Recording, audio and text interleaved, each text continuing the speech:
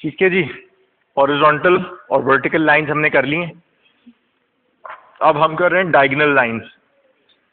Set square को हमने vertically use कर लिया है, अब हम सेट स्क्वायर को डायगोनली यूज करेंगे। हमारे पास 3 शीट्स हैं जो आज हमने करनी है। सबसे पहली शीट जो है, पहले मैं एक शीट ओवर हुई।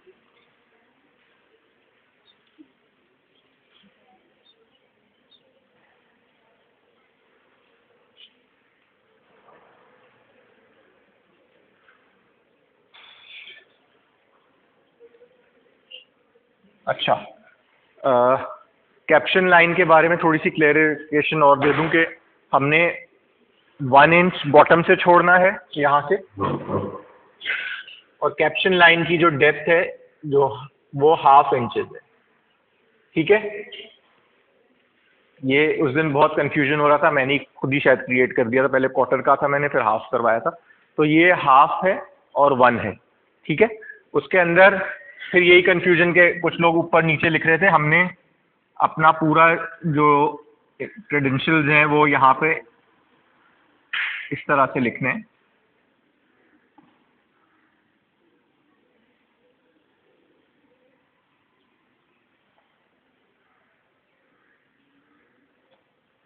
उसके बाद फिर असाइनमेंट का डिटेल आ जाएगी, जो भी टाइटल आएगा, बेसिकली टाइटल आ जाएगा। फिर उसके बाद हमारा क्या था,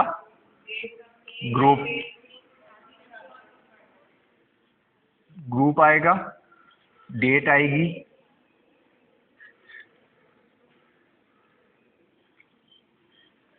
ठीक है। ये चीज दोबारा से एक दफा क्लियर कर लें कि हमने डिसाइड। डायगोनल लाइंस ड्रॉ करने के लिए हमारे पास 2 सेट स्क्वायर्स हैं, एक 45 डिग्रीज का है और एक 30-60 का है। ठीक है, सबके पास हैं टूल्स आज पूरे? किसके पास नहीं है? किसके पास नहीं है tools?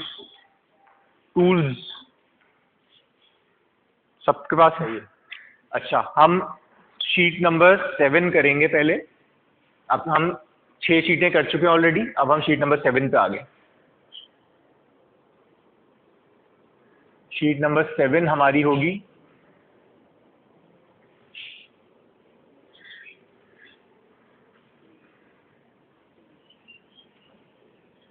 Diagonal lines 1,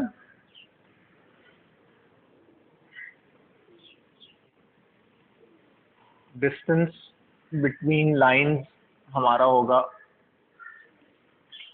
1 inch. Angle हम यूज कर रहे होंगे इसमें 45 डिग्री। पेंसिल हम यूज करेंगे इसमें 2B की। ठीक है, अब इसको ड्रॉ कैसे करना है पहले ये नोट कर लो, फिर मैं इस पे बात करेंगे। कैप्शन के अंदर पेंसिल होती है एच की पेंसिल से हम लाइंस ड्रॉ करते हैं और 2B से हम लिखते हैं। अच्छा, सबसे पहले वही तरीका, हम टी स्केल हम साइड पे रखेंगे अपना शीट के, और हमारा सेट स्क्वायर थोड़ा इसको इस तरफ, टी स्केल के ऊपर हमारा सेट स्क्वायर रेस्ट करेगा। और सबसे पहले हम एक लाइन एंगल पे ड्रॉ करेंगे, किसी भी पार्ट पे, मिडल में कहीं पे भी फर्स्ट लाइन हम ड्रॉ कर लेंगे। ये एक लाइन होगी। हम अपना सेट स्क्वायर रखेंगे, सेट स्क्वायर से हम कैप्शन लाइन के एज से शीट के टॉप तक या शीट जहां तक भी आ रही होगी हम वो लाइन ड्रॉ कर लेंगे। अब इस लाइन के ऊपर हम अपने पॉइंट्स लेंगे।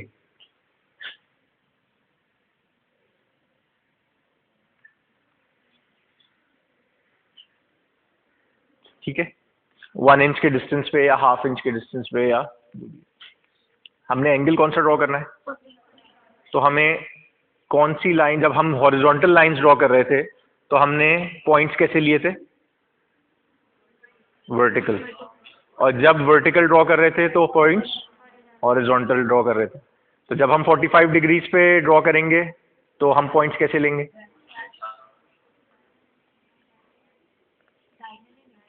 डायगोनल ही लेंगे। कैसे लेंगे? हमने लेफ्ट 45 डिग्रीज का एंगल कैसे होता है? ये 90 डिग्री होता है, ये 90 डिग्री होता है, ये 45 डिग्रीज होता है। दिख रहा है? सब कुछ क्लियर है वहां तक? सही है। 45 डिग्रीज होता है। जब हमने लाइंस इस डायरेक्शन में ड्रॉ करनी है तो हमें पॉइंट्स इस डायरेक्शन में लेने होंगे। यानी 145 का ऑपोजिट क्या होता है? 90 में से 45 माइनस करो तो 45 होता है। 90 में 45 ऐड करो तो कितना होता है? 135। अब 135 डिग्रीज कैसे निकालें?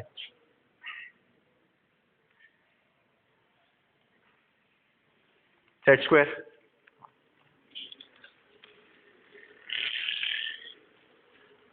ये तुम्हारी साइड से 45 डिग्रीज है, इसको पलट दो 135 डिग्रीज हो जाएगा। इसको इस तरह पलट दो 135 डिग्रीज हो जाएगा। अब इस तरह अगर सेट स्क्वायर रखोगे तो एक एंगल तुम्हें 45 का मिल रहा है, एक 135 का मिल रहा है नेचुरली। ठीक है। तो आपने पहले जो डायगोनल लाइन अगर ये 45 की ड्रॉ करनी है तो इसकी डायरेक्शन होगी रिवर्स।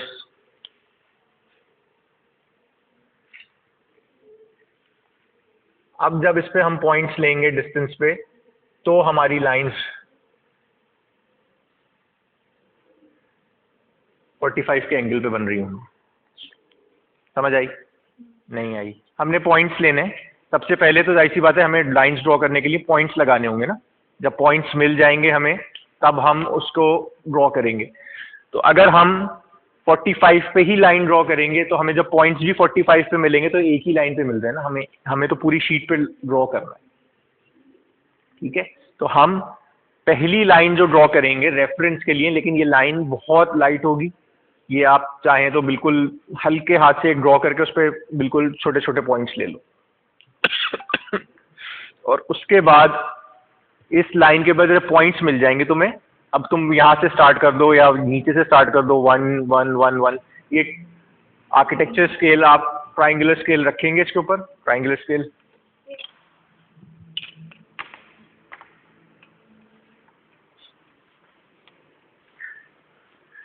ये लाइन ड्रॉ हो गई, ये क्लियर है।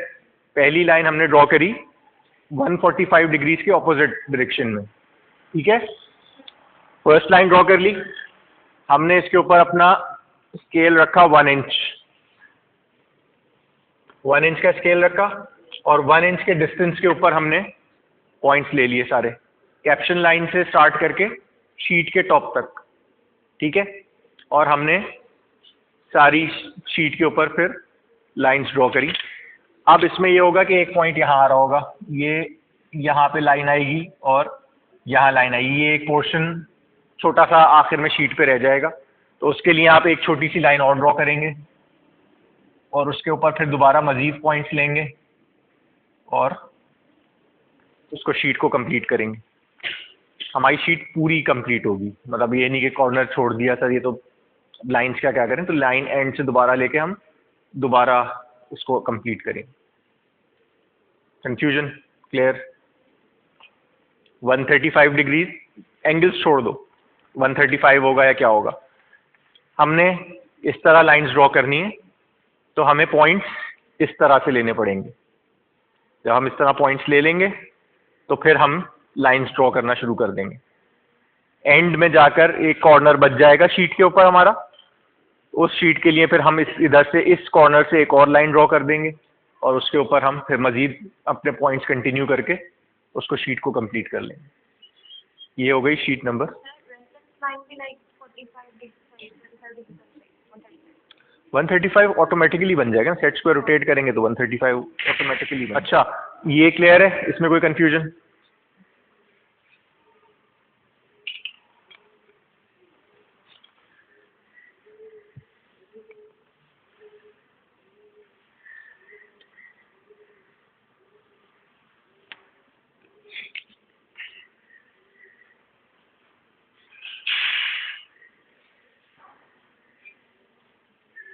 Sheet number 8,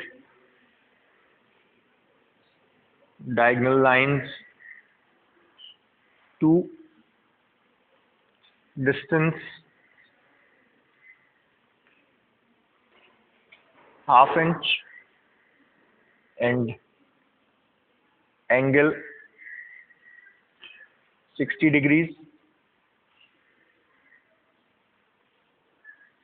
Pencil to be.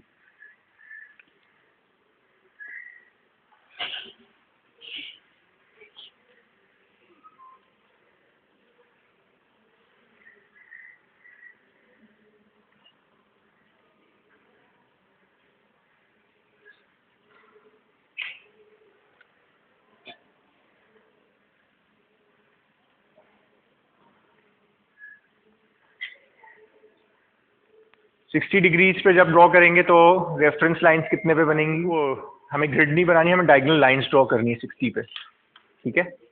तो उसका डिस्टेंस ½ इंच होना चाहिए। तो ये चीज़ ध्यान में रखना जो भी ड्रॉ करोगे।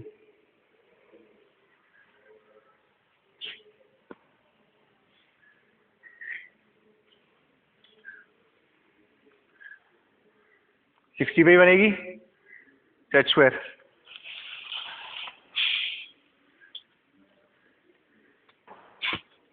ये 60 डिग्री। इसके लिए लाइंस हम ऐसे ले लें,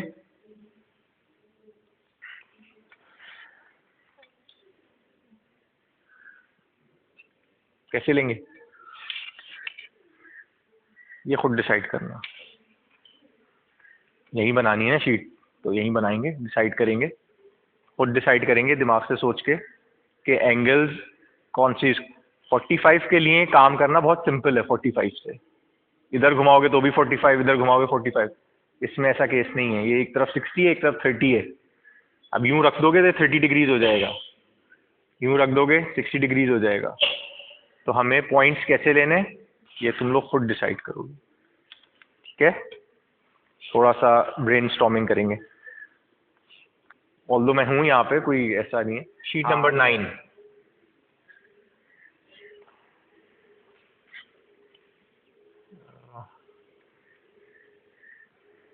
नंबर 9, डायगोनल लाइंस 3 और डिस्टेंस आपका होगा 1/4 इंच।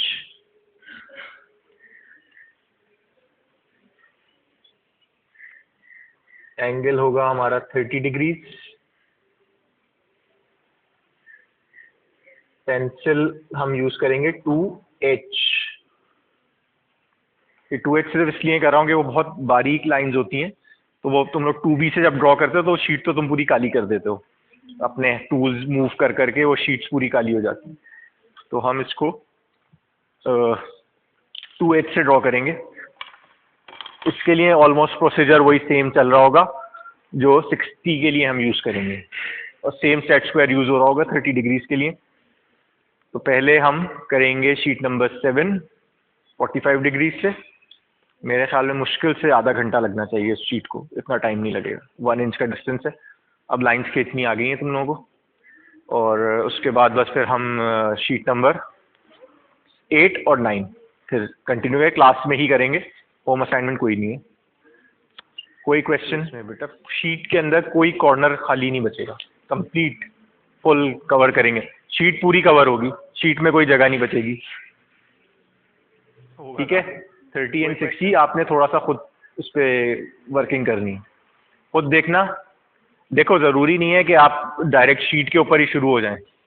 तुम्हारे पास एक 4 का कोई पेपर हो, उसके ऊपर ड्रॉ करके देखो फ्री हैंड रख के कि अगर मैं 60 डिग्रीज पे ड्रॉ करनी है मुझे लाइन, तो मुझे रेफरेंस पॉइंट कहाँ से मिलने चाहिए, तो तुम लोग देख सकते हो। Angle end of the day, end of the time, जब आप शीट कंप्लीट करेंगे तो वो आपका एंगल जो होगा वो 60 डिग्री होना चाहिए। अगर वो 60 डिग्री नहीं है तो नहीं है, तो 60 डिग्री होना चाहिए। 60 डिग्री बहुत क्लियर नज़र आएगा। कैसे होगा? 30 डिग्रीज बहुत क्लियर नज़र आएगा। बहुत सारे बच्चे उल्टा ड्रॉ कर देते हैं, कहते हैं सर मैंने तो 60 का सेट स्क्वायर यूज़ किया था, तो सेट स्क्वायर 60 का यूज़ किया, लेकिन आपने एंगल 60 का ड्रॉ नहीं किया। हमें एंगल भी 60 का चाहिए, ठीक है। हमने एंगल 60 डिग्री का एंगल इस तरह से आएगा, राइट साइड पे आएगा 90 से। ज्योमेट्री सबने पढ़ी थी, उस दिन भी पूछा था मैंने। बिलो 90 डिग्री कौन सा एंगल होता है? Acute angle.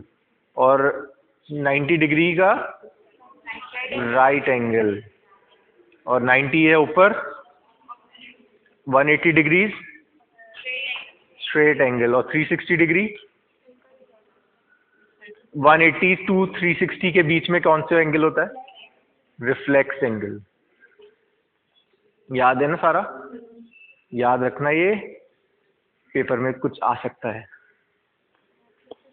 अगर आ जाए तो फिर क्लास में डिस्कस हुआ था, और क्लास में नहीं तो मैंने, अच्छा बुक्स वगैरह का सबको मिल गए? पीडीएफ तो नहीं है बेटा इसका, फोटोस्टेट मिल जाएंगी तुम लोगों को उसमें से, फिर ताकि रेफरेंस के लिए कोशिश करना सेमेस्टर खत्म होने से पहले खरीद लो, ताकि पेपर के लिए फिर ये ना बोलो कि हमारे पास नहीं थी, तो उससे पहले होना चाहिए। अगले क्लास से हम स्टेबल और रोटेटेड ग्रिड्स करेंगे। उसके लिए मेंटली तैयार होके आना, क्योंकि वो ज़रा मुश्किल असाइनमेंट्स हैं, क्योंकि अब वो थोड़े थोड़े अब असाइनमेंट्स टिपिकल होते जाएंगे। हम एक दफ़ा ये ग्रिड्स और ये लेटरिंग से निकल आएंगे ना, फिर हमारे असाइनमेंट्स की ड्यूरेशन कम हो जाएंगी, टेक्निकल हो जाएंगे, लेकिन वो बहुत बड़े बड़े असाइनमेंट्स नहीं होंगे। इसमें तो जैसे लाइंस ड्रॉ करनी है बहुत बहुत ज़्यादा, उसमें ये इतना सारा हमें नहीं काम करना होगा, ये हमारी सिर्फ प्रैक्टिस हो रही है। हम एक बार प्रैक्टिस सेशन से निकल जाएंगे, हम जब मेन उस पूरे फॉर्म में आ जाएंगे उस चीज़ की, ड्राफ्टिंग की, तो फिर हम इन सब चीज़ों से निकल जाएंगे। ये तुम्हारी मोस्ट प्रॉब्ली 3-4 क्लासेस हमारी ऐसे निकलेंगी, टफ होंगी थोड़ी सी। Thank you.